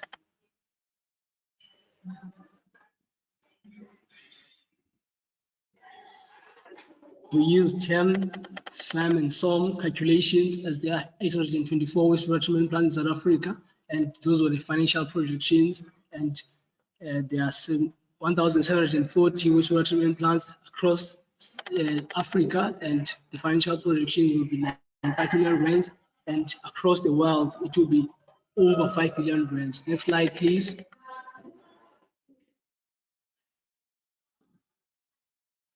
According to the market size, the global chlorinator market size is projected to grow from 45 million rands in 2023 to 5 billion rands in 2029. It is expected to grow at a high GDP rate from 2023 to 2029 due to high demand in chlorine. And when we sell our product, we offer comprehensive support so that people can be able to operate the device. We offer the device with the manual. Next slide, please. And we'll be located in Bloemfontein, South Africa. We use this business model where after manufacturing our product, we'll deliver it to the water treatment plant, and the relationship is not only going to end there, we're still going to come to do yearly maintenance. As the device may give them problem, we will be available to assist. Next slide, please. So we're requesting 5,000 euros as we are still in the developmental stage, whereby we will use that funding to buy some of the components for the product, because the product we only are able to produce it using 2D printing machine at our school. So we bought some wood material and bought some solar panel, but we were unable to buy electrolytic cells, expensive batteries, ultrasonic sensors, propellers, flock removers. So we need to procure those components and also produce the device in our school. After that, we're going to take the prototype, go back to the plant to pilot test it. Next slide, please. Apiwe, you have 1 minute. Okay. So that graph shows a break-even point after selling, after so many products, that's when we're going to start making profit. Next slide, please. That is the timeline. After designing it using the 3D software, we're looking to manufacture our first product before the end of this year and officially launch it next year and expand across the world starting from 2025 and going upwards. Next slide, please. And that is the end of our presentation. I thank you.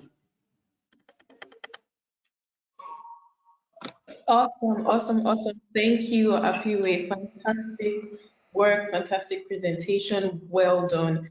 So right now we'll be going back to Chizoba. Chizoba, are you ready?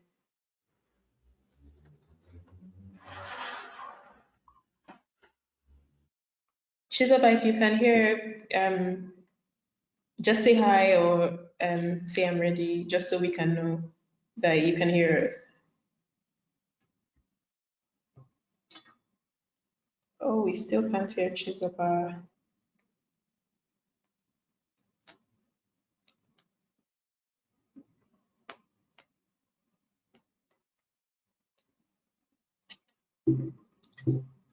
Okay.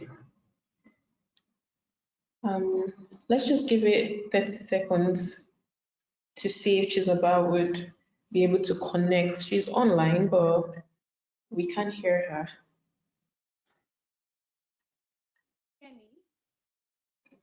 Yes, Chizoba, we can hear you, but it's a little faint. Can you speak up? Is it better now? Much better. We can hear you. Perfect. We can hear you.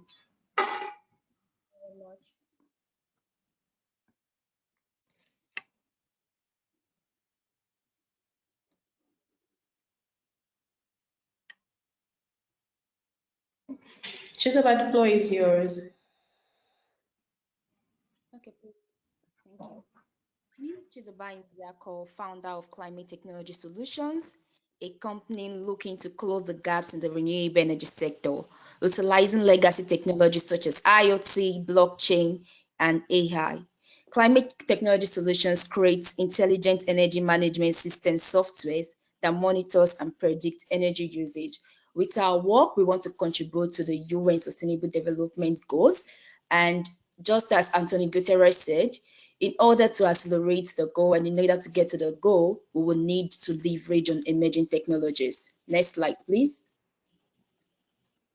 The global blockchain in energy market size was valued at 0.66 billion USD in 2022 and is expected to hit around 203.27 billion by 2032, growing at the compound annual growth rate of 77.3% between 2023 and 2032. We are not only trying to leverage on this market because it's variable, because it's profitable, but because it also looks to resolve, the global issues that we face as regards to trying to generate energy that we get from our energy that we get as a result of our transportation, energy that we get as a result of trying to do so many things. Look at all the innovative solutions that most of us have pitched here. So we are looking to also develop solutions that will be sustainable for the planet and for people also. Thank you. Next slide.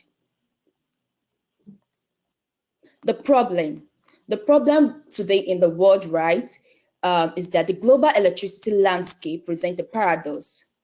While over 940 million people need access to electricity, which there is still a considerable amount of people that waste electricity in regions with abundant supply.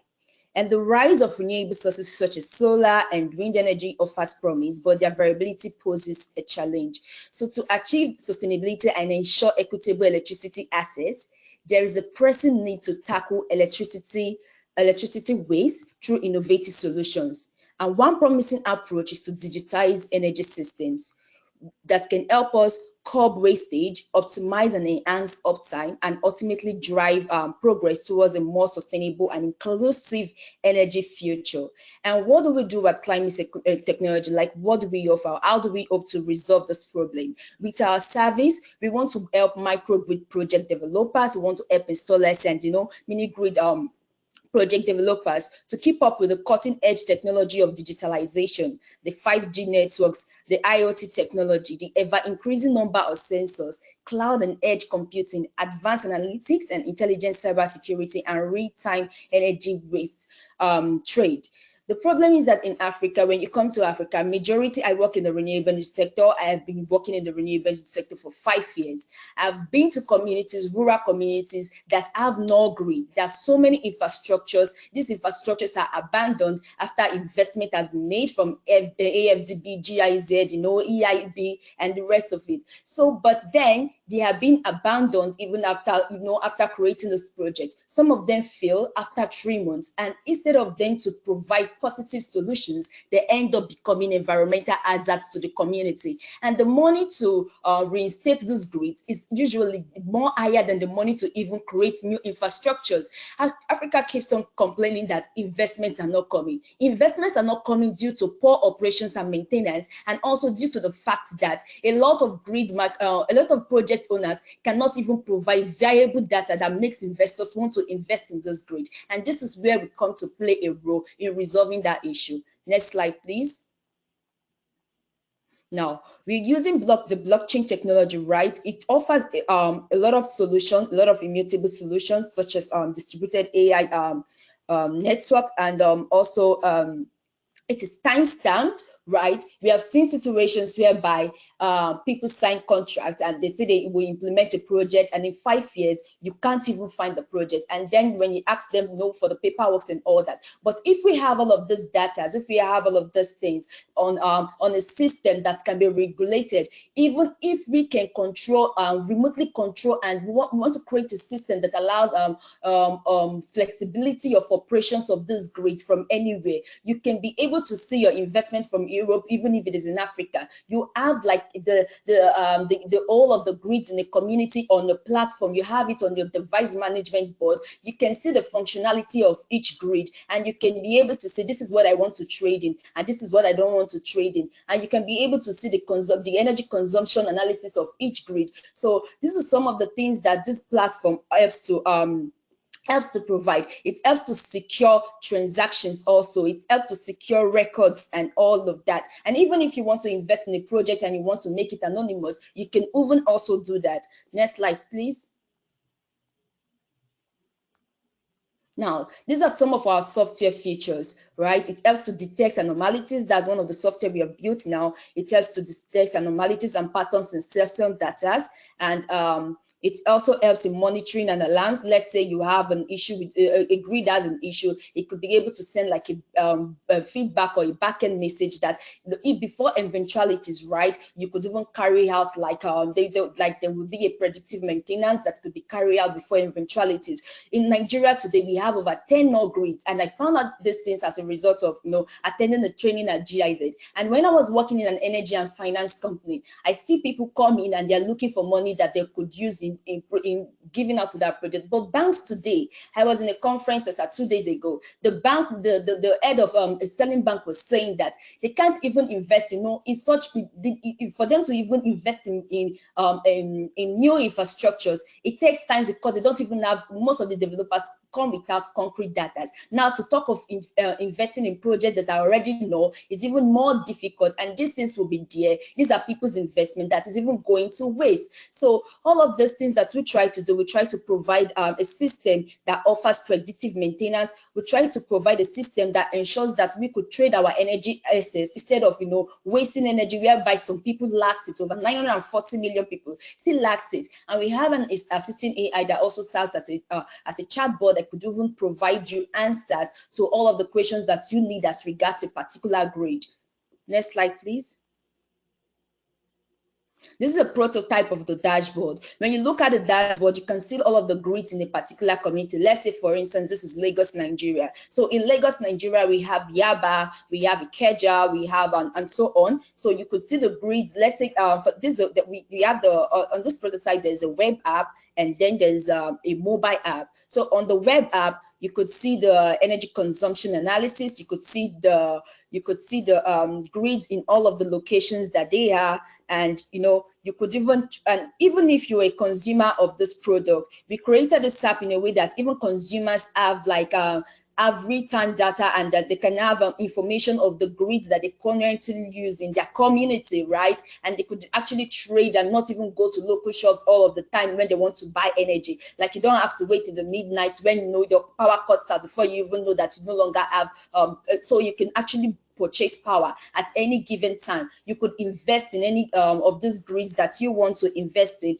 This is more like your bank transaction app. You could download the energy audit of a particular grid. You don't have to do like so much paperwork that has become even so that's one of the most difficult things in Africa, right? Most of us are faced with even difficulty of getting our educational transcripts. So not to talk of taking buildings audits of most buildings. These are very hard. So we don't want like a system that is we want to also be amongst like wherever if we're in 2030, if other people are in 2023, want to be in 2023 to be them also. So we want to reduce all of the stresses and all of that. We need a flexibility system, and this is why we are building the solution. We want to close those gaps that are existing. Thank you. Next slide, please. Our services include software hosting, software customization. We customize according to the grid, according to the project owner and what they need for their grid. We follow them from the project, like all of the project phase, from when it's being planned to when it is finished. We follow them. We also offer consulting. We offer project support and management. We offer maintenance, basically more of the things we do, operations and maintenance. We offer sales of renewable energy systems. We focus only on solar, and also we offer capacity building trainings. Currently, right now, we are also doing a capacity building training, because in Nigeria, formally, people think that blockchain, when you talk about blockchain, there isn't cryptocurrency. They don't look at how much you can actually do with the blockchain technology. So we are trying to train these key stakeholders, train these youths, so that they can be able to even create more solutions, because we don't want to do this alone. We believe that we are better together, and if we are better together, then it means we need to carry everybody along. Next slide, please. So we have the basic plan, which is software device management, software predictive maintenance, and offer cloud hosting. Next slide, please. We have the premium plan, which includes consulting and software training, and to customer energy and device dashboards. We have the microgrid overview app. Next slide, please. We have our enterprise plan, which includes project support and management, hardware internet consulting, hardware data consulting, and also, like I said, depending on what each project and developer needs, because each grids, we know they have various type of grids, one floating on the water, and we have also like different kind of energy systems. So depending on what each project coordinator or each project developer needs, we are there to offer all of the services. Next slide, please. This is our roadmap. So we have created a software that detects anomalies and failures. We have also developed our prototype dashboards, and we have started developing capacity building trainings for key stakeholders. So by December, we are looking to launch our demo, which is one of the reasons we need this funding, so that by January, we can go into the market with our trading app. Next slide, please. Chizoba, you have 1 minute. Yeah, our target audience includes governments, microgrid developers, communities, homeowners, and commercial industries. And through our partners in the environment and in Nigeria and in energy in Nigeria, we are hoping to push our services. Next slide, please. For now, we are bootstrapped, right? But now we are also looking for grants, funding, and through our sales and our services that we offer, we hope to push our business further. Next slide, please. And I have the most wonderful thing. I have the CTO, Victor Grisinger, who is a full stack software developer. He's from Germany. I'm Chizoba Nziako, the founder, and I'm focused on business and operations. I have the mechatronics engineer, who is a scholar, was awarded the scholarship by the Switzerland government, and also an AI and blockchain engineer who is Okpeyemi Ajala, and a certified one at that. And I have Kaito Chukwu, who is the renewable energy researcher, because for us to grow, we need to continue making research on this project. And, we need the version 4.0 and all to that. And also, we have the data analyst. Data is very important to us. And also, his name is Ayatuddin Mustafa. Thank you very much. Amazing. Thank you, Chizoba. Very enlightening, very insightful, and very innovative project presentation. And I just want to say well done. Great job to every one of the finalists who has made their presentation today. It's so inspiring to see the work that you're all doing. And right now, I would like to welcome the evaluation committee, that is Taru and Sulen, to ask any questions or give any comments for the finalists. Thank you.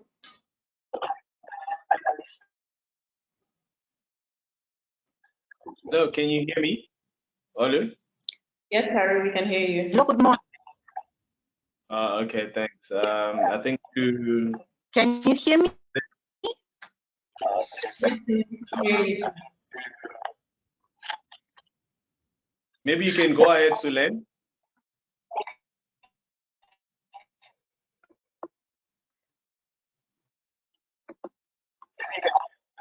Yes, I can start if you want. Okay, first of all, thanks very much for having invited me. I'm very honored, I would say, also enthusiastic to represent Enel Green Power and also to be part of you, listening all these really outstanding and exciting ideas aimed at solving important issues like access to energy, while also trying to tackle social, environmental important issues.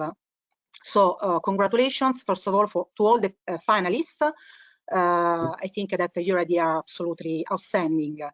I have some questions. Okay, starting from Tunde, who proposed the solution about the domestic biodigester using organic waste to be converted in biogas for the usage for clean cooking and electricity mainly, plus fertilizers.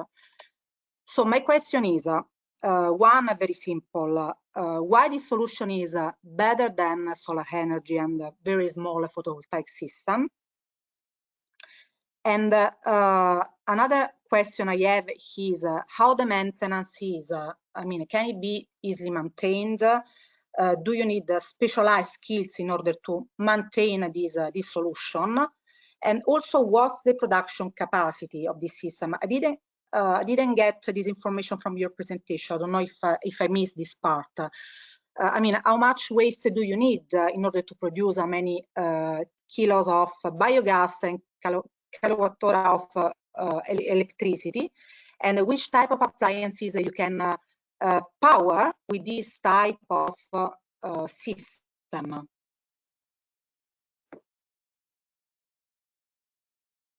Okay, thank you very much. Please, can you repeat the first question?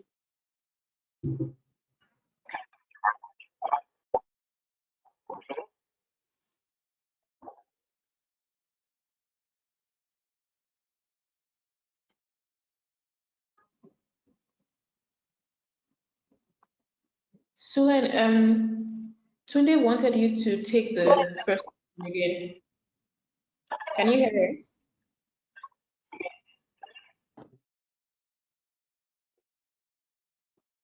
Okay.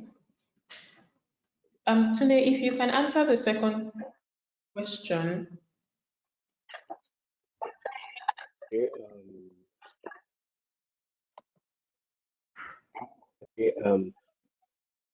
okay. Are you there? Can you hear me? Yes, we can hear you. Sulen, you're back? Yes. Okay, Tunde wanted you to repeat the first question. Okay, my first question was why this solution is better than solar energy or little, I would say, photovoltaic systems. Okay. Okay. All right. Actually, we did a lot of research before we started the Olivet. Like I said, the Olivet is actually born out of research. So we discovered that solar is too expensive for Africans. We got the data from an organization called REN. It means Renewable Energy Association of Nigeria, and they confirmed that 99% of customers who make inquiries about solar, they run away, they don't go back because the price is unrealistic in Africa. So it doesn't work for all the poor people. If you meet any solar company that is doing well, they are servicing the very rich. They're not servicing the poor. So that is the reason we said, okay, let's go into biomass. Biomass is feasible simply because people generate a lot of organic waste on a daily basis, and then they can actually turn the kitchen box we are producing and the biotank product, they can turn it into a sort of carbon sink. So when it's in their house, they are processing organic waste into clean energy for cooking, for electricity, while also making sure the organic waste does not end up on landfills. Solar does not do waste management. Solar is simply for electricity, but this is a lot more versatile. It provides a lot of options. You can use it for cooking, you can use it for electricity, you can use it for waste management, you can use it for agriculture. So it's a lot more versatile. And then the second question about maintenance. Maintenance for the kitchen box is uh, almost zero. It's just a barrel with four chambers, and it can be assembled, it can be reassembled within 4 to 5 minutes.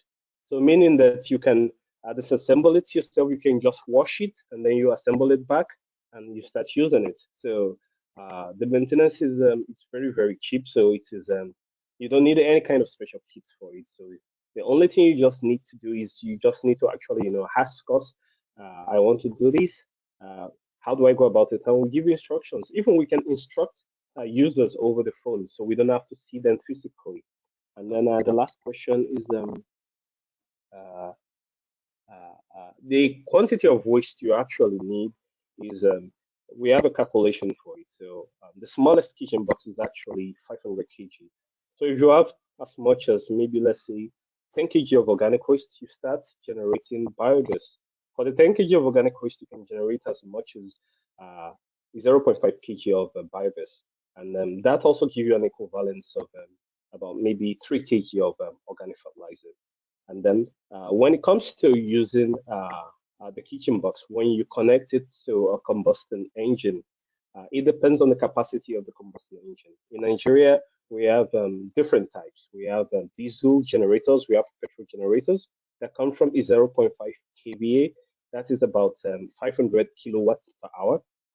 So it can work with any of this, but the durability depends on the amount of biogas. So if you are using something like maybe the 500 liters kitchen box, you can generate as much as electricity for 12 hours for approximately 19 days non-stop. So you can generate as much electricity that can run on like 5 kVA electricity generator, meaning you can power your entire home or farm uh, that runs maybe a fryer, a freezer. So um, it depends on the capacity. So basically, that's my answer. Thank you. Sulen, I hope yes. All right. Thank you. Thank you, Sulen. Tara, did you have any question for any of the finalists? Tara, I think you're on mute. Hello, can you hear me? Perfect, we can hear you. All right, no, thanks. First of all, I think thank you very much for the insightful presentations from all the panelists. I think quite an assortment of interesting topics have been covered. I mean, looking at waste to energy, access to energy, storage, which is also quite relevant in this particular moment in time, energy poverty, and then agriculture aspect coming into play. You know, I saw from the fisheries and so forth. Wastewater to treatment, as well as, I mean, I think one that is quite of interest and give me is more on the energy management and digitization. And I think really, I mean, there's a few questions that I would have asked to each specific individual, but I think for the sake of time, maybe let me a high-level comment on my side is having analyzed a couple of these exciting presentations. I think the first of all is being a topic centered mostly around sustainability, right? So it would be good to see, in some of those presentations, some they try to highlight, but to look at, how your solution is contributing towards the whole sustainability index. By implementing your solutions, how many CO2 savings have you worked on? Because if you are trying to partner, with and get support from global and multinationals like Enel, my counterpart here, as well as Schneider Electric and so forth, it's good to make sure that, from your supply chain and value chain perspective, you have done and addressed. I mean, I think one of the questions that I'd asked is from a supply chain perspective, how have you streamlined them such that, you maintain that sustainable index, depending on who's supplying you and not. So it's a general comment to take into consideration in some of these funding proposals. And in fact, I've highlighted this. I was doing a study and research as I was preparing for this to understand what are the 4 main reasons why a lot of startups fail, within Africa. And of course, the main one is lack of funding, which I think is very common. They talk about retaining of inadequate management teams. I saw you guys had very competent management teams that you had. Faulty business models. I saw you guys all had exciting business models, and I think they were all coming in through with research. But I think one of the critical ones that I see really is more around marketing initiatives. I didn't hear quite a lot on that in terms of some of the marketing initiatives that you've deployed, because that could make or break you, in that regard. So it will be good to get to hear more. I'm definitely interested, and beyond this, to hear more about some of your guys, businesses, and see how we can take it offline beyond the current, this awards that we're doing. So yeah, no specific question. It's just a comment. Like I said, for the sake of time, I would not be asking individual questions. Mm-hmm. Perfect. Thank you. Thank you, Taru. That was really insightful. And yes, definitely on the marketing strategies and sustainability piece as well. Just to take some final feedback or any comments from Sulen. By the way, just to introduce that Taru is the Vice President and Regional Segment Leader, Power and Grid for Middle East and Africa, Schneider Electric. And Sulen is the Head of Sustainability Africa, Asia, and Oceania. So Sulen, any feedbacks or comments for the finalists?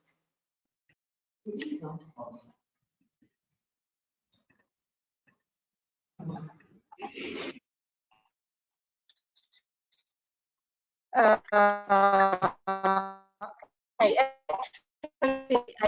have that questions, but I can understand that there is no time anymore. Connect the job with Go to Bluetooth on your smartphone and select the session. Maybe I don't know if we can address the sessions after, because I think that it's in the African continent.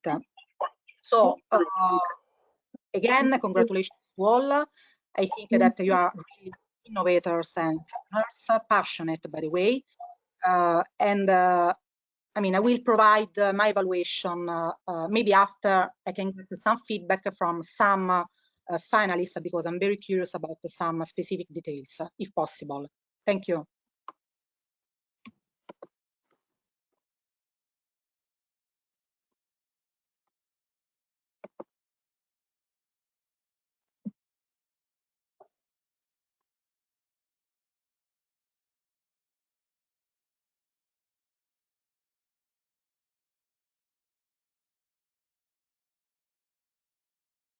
Oh yes, so we're waiting for Mr. Bernabe. He'll be joining us shortly, but I've just been told by the organizers that there's a bit more time to ask questions, for just 1 or 2 questions from both Taro and Sulen to the finalists, just so they can provide some more context or clarity on their projects.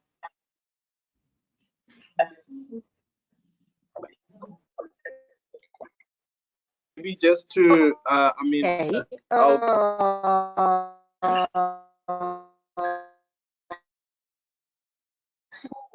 If can you hear me? I can, I will address a question to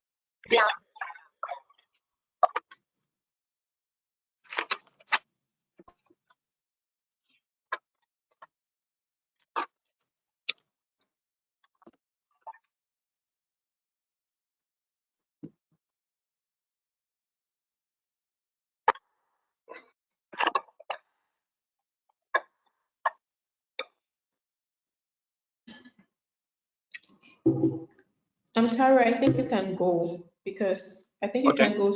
We're waiting for Sulen. Okay, cool. A quick question. I don't know if Chizova is still here from the blockchain technology. I'm still Not here. here. Can you hear me? Chizova is here, yes. Yes. Thanks. Thanks, Chizova. What I'm interested. Interesting presentation. So from software technology perspective, are you guys using your own proprietary software for all this, or it's a software that you've had to obviously? It's one of those, the white softwares that you would white surface ones where you will have to adopt some existing software and you make your own changes. What is it Legacy for your technology. energy management system? I said all of the legacy technologies, such as the IoT, AI, and the blockchain technologies are existing already. Sorry, I can't So hear you. You're faint. is it better now? Yeah. I said all of these legacy technologies are already in existence, but we're trying to use old technologies in new ways, right? Like build on those existing technologies, these emerging technologies, and use it to develop new solutions. But the thing is that if you look at the supply chain management, if you look at healthcares are already leveraging on this. Supply management is already leveraging on this, but the energy sector is not. There is a lot of trading app in you see the fintechs, all of these things, they're already leveraging on the blockchain technology. So what are we doing in the energy sector? So we are trying to leverage on these existing technologies to create, management systems that could help in efficiency, in operations and maintenance. Okay. Can you hear me? Okay, thank you. All right. And probably, yes, clear. And maybe my next question would be to solar chlorinator. Yes, Mr. Apiwe.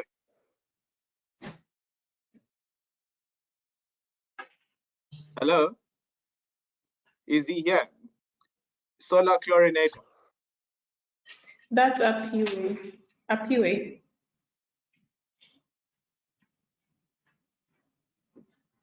Apiwe, you're on mute.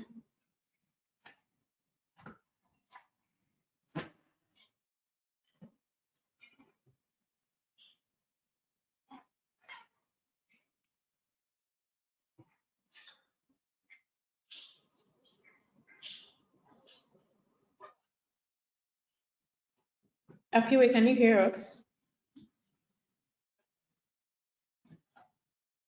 Okay.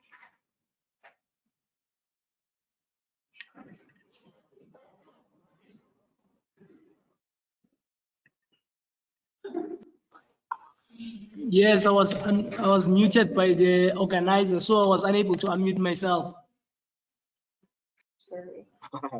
No problem, Bondin. Question on your technology, on your product, right? Where are you sourcing your raw materials from? Especially on the solar film and the arrays and so forth. Is that how is that value, that supply chain aspect of your business? Thank you for that question. We are located in Bloemfontein, South Africa, and most of these components are available in Cape Town and also Johannesburg. There are companies that are selling some of the components, electronic cell, batteries, propellers. So they are located in Johannesburg, South Africa. And we can manufacture the product in our school, in our own lab. There's 3D printing machines so that we can manufacture the product. But the suppliers are located in Johannesburg.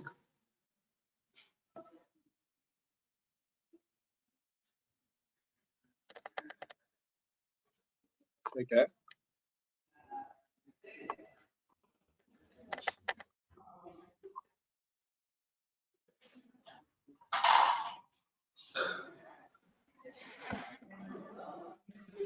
Okay. Oh, no, thanks. It was, thanks for sharing. Sorry? I say thanks for the feedback, Chief. Thanks for sharing. Okay, thank you. Okay, Taro, was that your last question? Yeah, look, that was my last question.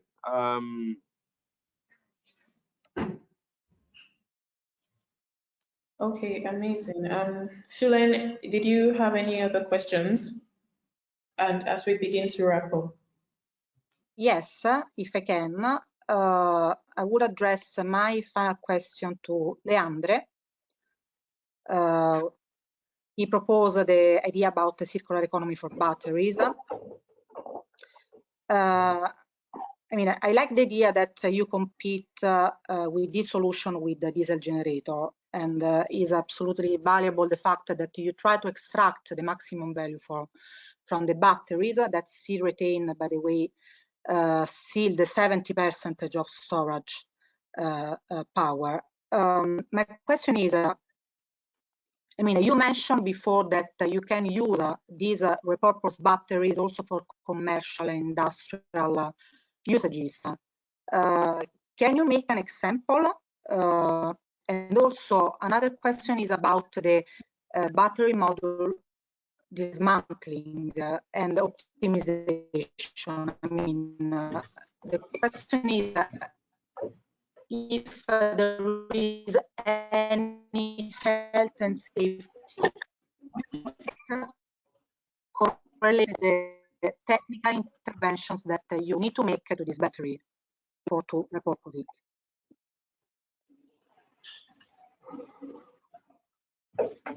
Thank you so much for the question. So if I got you, the first question is, the second question is where you cut off. You're asking if what technical interventions we make on the battery. And the first one was an example for industrial applications.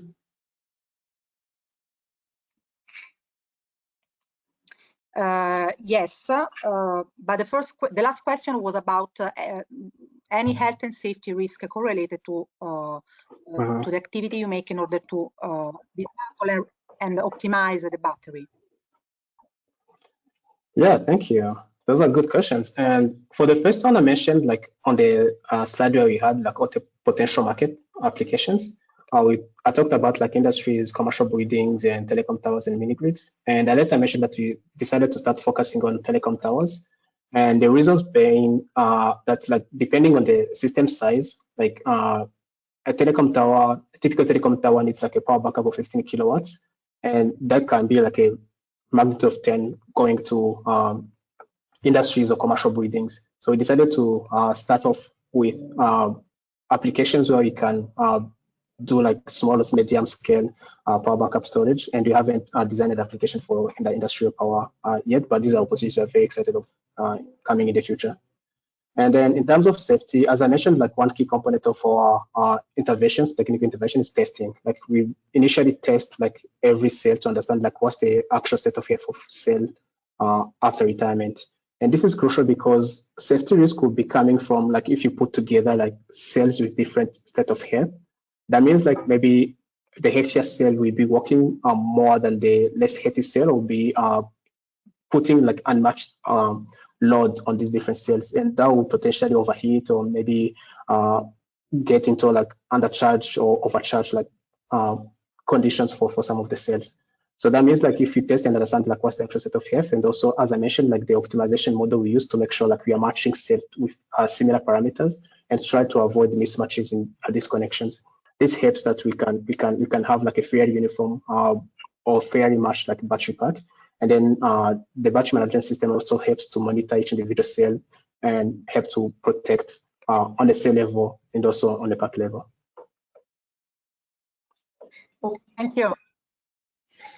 Thank you. Amazing. Thank you so much, Taru and Sulin, for your valuable insights and feedback. And again, once again, well done to all of the finalists.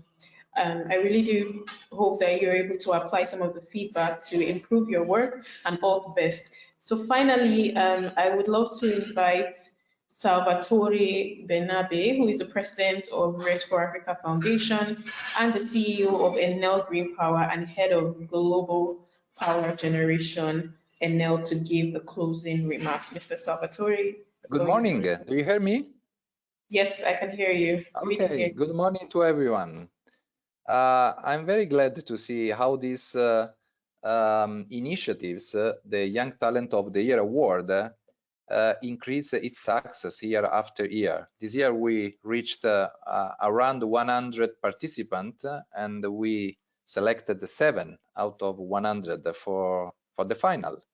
So first of all, good luck to all of you for having been elected finalist, and I really wish you success, because there will be a winner, but you are already among the finalists. It means that you will also have visibility in several occasions that we are working at, because betting on the young people is for me fundamental as Rest for Africa. The future could not be shaped only by a part of the population, the oldest one. The future should be shaped, must be shaped also by the younger generation, that also numerically will be the majority in the future. So for me, it's fundamental to involve you, and I really thank you for your entrepreneurship, for being proactive and proposing solutions to improve the future of Africa. And this initiative is just one of the several we are planning for, let's say, trying to put in value the contribution of the young generation.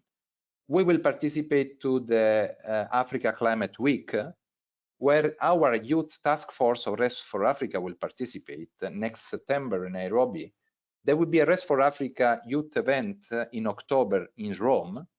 There will be also our participation to the COP28, where the Young Talent of the Year Award winners and the Youth Startup Initiative will be also disclosed. So there will be an incredible chance to have visibility and to show that things could be changed, and could be changed if someone, as in our case, Rest for Africa, is able to collaborate together with smart people like you that wants to leave a mark. And finally, also, we will have the Student Energy Forum, where also Rest for Africa will participate in the framework of the COP28. So for me, it's really a joy to see your enthusiasm, to see you that you are working there and to do something different from the past, and very keen to help you as much as we can. So I really wish you good luck for the winner, but you are already winners. First of all, for having had an idea, for having the dream to change things in the future of Africa, for having participated and being among the winners. Then if we will win, will be an add-on. But thank you very much for what you are doing in the name of Rest for Africa, in the name of Africa. Amazing. Thank you so much, Salvatore, for those final remarks. Very inspiring, and definitely left us with something to think about, and something to look forward to also with Rest for Africa's work. So with that, we wrap up today's session. And once again, I'd like to say congratulations and all the best to all of our finalists. Please do keep your eye open on Rest for Africa's website and social media channels to see the final results of this competition. All the best, everyone. And like Salvatore said, everyone is a winner. just for having the idea alone. So thank you to our finalists, thank you to our partners, and thank you to our evaluation committee and the organizers for an amazing webinar and the 4th edition of the Young Talents of the Year Award. Thank you. Ciao, good luck. Congratulations again.